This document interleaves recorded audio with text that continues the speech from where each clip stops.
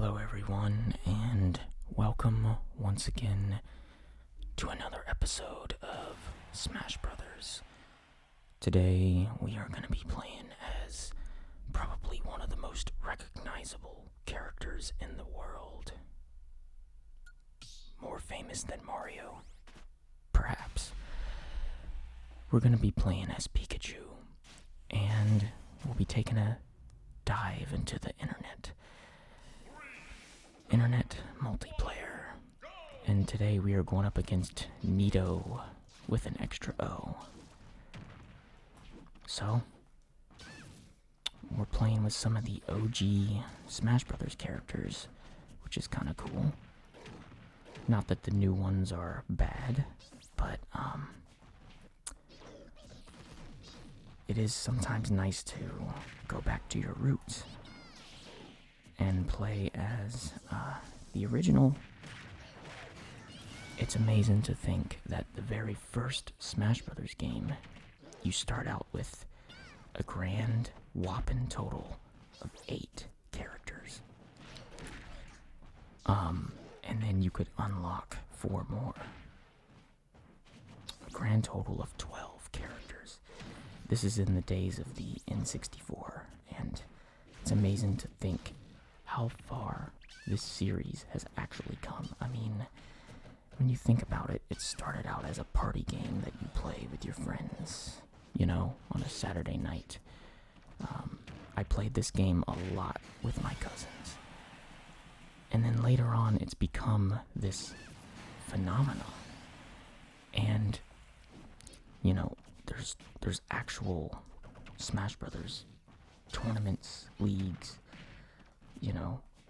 People make money just being really good at the game. And it's amazing just to see how far we have come.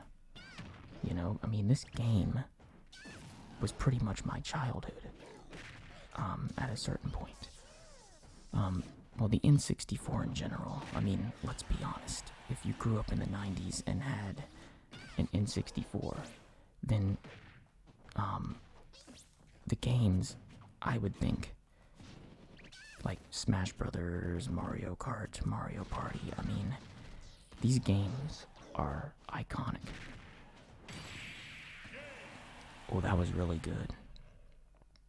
That is a really excellent Donkey Kong player, and that is one heck of a way to finish off the match.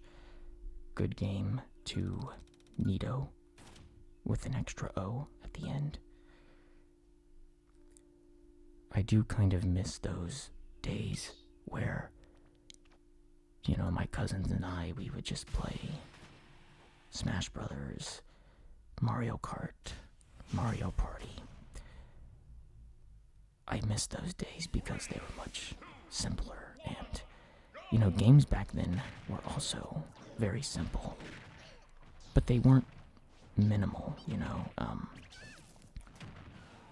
I find it just so funny how a lot of games these days, they come in incomplete packages, and everything else that you need for the game, or at least more content, it always has to be downloaded or purchased separately from the main game.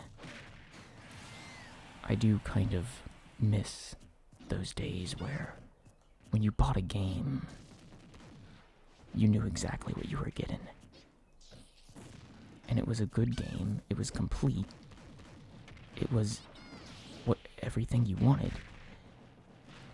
And there were no patches or, DLC wasn't a thing. You didn't have to worry about it so much. No, it was just simple entertainment, Back in the day, you could go to a Blockbuster, which was an old video rental store. I'm sure most people know what it is, but because it is so old, there might be a chance that someone hasn't heard of it. So, yes, it was a store where you could rent videos, but you could also rent video games.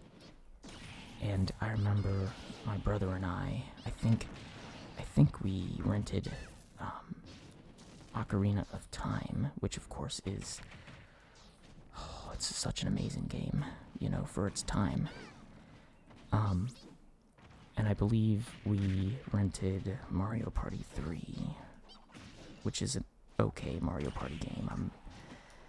I think Mario Party 2 is the best that I've ever played, but 3 was okay. Anyway, all this is to say, the point is, games used to be so different, and I'm glad that I grew up in an era of such creativity, because when I played some of these N64 games, I was just, as a kid, blown away. I mean, obviously, the graphics were definitely not on par with today's standards, But graphics are not the most important thing when it comes to games. I honestly don't think so. I think it really comes down to what value the game gives you for the time that you put into it. And now that I'm an adult, I notice how precious time actually is. And am I gonna put hours and hours into a game that just doesn't feel worth it? Or would I rather put hours into a game that gives me not just feel-good points, but also an experience? And I don't know, I think for me, that was something that Nintendo 64 games gave to me.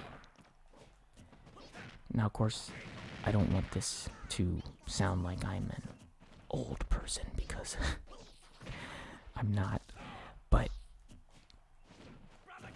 I don't want to make it sound like the new stuff is bad, because there are some new games out there that are pretty good. This is not me saying that we shouldn't play new games anymore. Because, you can't be stuck in the past. But I guess what I am saying is, I just miss the simplicity of games, because they used to be very easy to get into, and now it just seems like modern games are kind of, just a lot of bells and whistles, but when you break it down, there's not a lot of good content.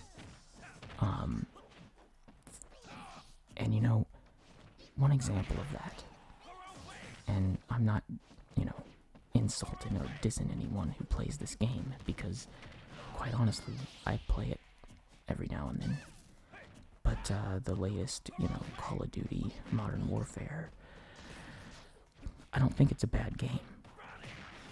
But it just seems like every week there's like new skins, DLC,